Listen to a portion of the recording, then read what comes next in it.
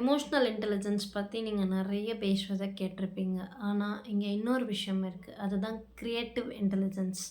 அது என்னன்னு பார்த்தீங்கன்னா, உங்களுக்கு சந்தோஷம் தரக்கூடிய ஒரு விஷயம் என்ன அப்படின்றத நீங்கள் கண்டுபிடிக்கிறது.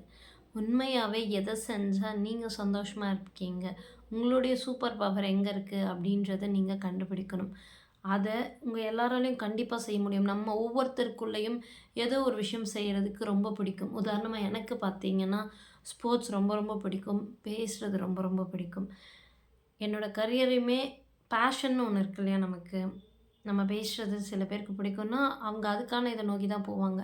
நீங்க எந்த வேலையில இருந்தாலும் சரி, இல்ல உங்களுக்கு பர்ப்பஸே இல்லனாலும் சரி, உங்கள்கிட்ட என்ன விஷயம் ஸ்பெஷலா இருக்கு? What unique about you? நீங்க நினைக்கலாம் என்ட்ட எதுவுமே இல்ல. இல்ல நானும் அந்த மாரி நினச்சிட்டு இருந்த ஒரு பெர்சன் தான். ஆனா இருக்கு. நம்ம ஒவ்வொருத்தருக்குள்ளேயும் இந்த கிரியேட்டிவ் இன்டெலிஜென்ஸ் இருக்கு. உங்களுக்கு எத செய்ய பிடிக்கும்? எத சிறப்பா செய்வீங்கன்றத காட்டிலும், எத செய்ய ரொம்ப பிடிக்கும்? எத செஞ்சா நீங்க சந்தோஷமா இருப்பீங்க? அத செஞ்சா கண்டிப்பா உங்க வாழ்க்கையில நீங்க வெற்றி பெறுவீங்க. முயற்சி பண்ணி பாருங்க.